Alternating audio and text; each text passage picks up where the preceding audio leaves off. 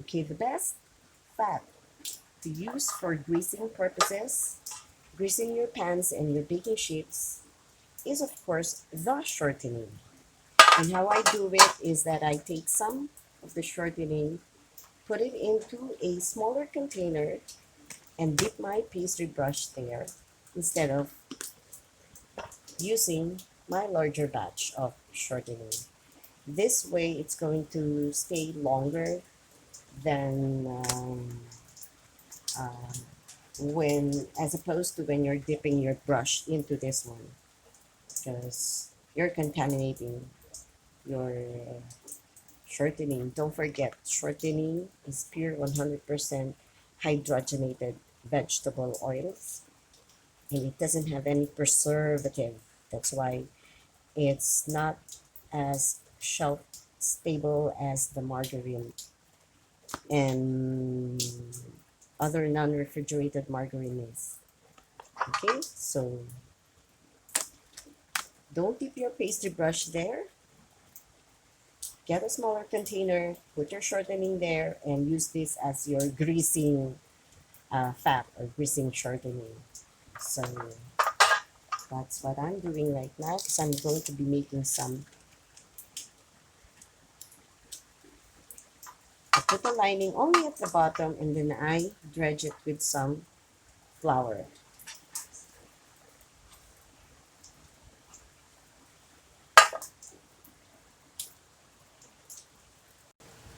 So after greasing and lining the baking pans, I will now add or drizzle it with some flour all sides. I'm using third class or pastry flour. You can use cake flour and all purpose if you don't have third class. Make sure you tap it properly. And this is the reason why I don't normally use margarine when I'm greasing my pans. It's because of these flash burns that is so hard to remove. You have to soak it in a baking soda in water solution and then scrub it really, really well. What I would do is dip this in soak it in a bathtub full of baking soda and water. But yeah, I don't like doing that anymore. And so just use shortening.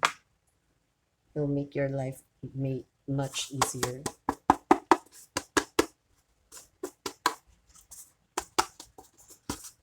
Make sure that there are no bald spots. Bald spots means you can see and you can tell if there are areas where there is no shortening at all.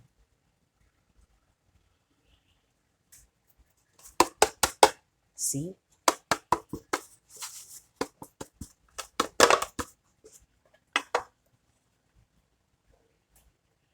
For beginning bakers, this is the step that you should not skip or take very lightly because you will be wasting your time if you cannot unmold your cakes after spending what, an hour and a half.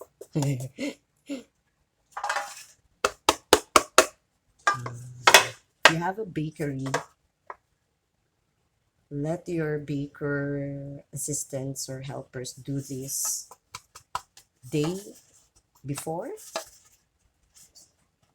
to save time, and do this before you start weighing or mixing your ingredients, especially when you're making chiffon cakes.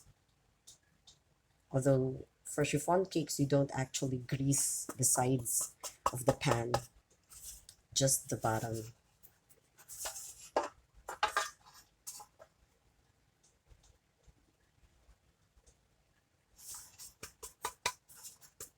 See, you will see if there are bald spots because you won't see the flour coating the sides of the baking pan. because the flour will stick to the fat.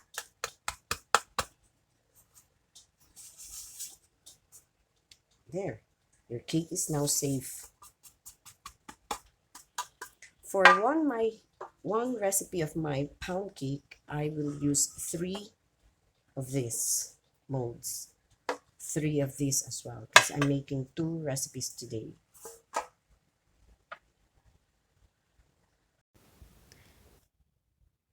Cake did not stick to the molds or the baking pans.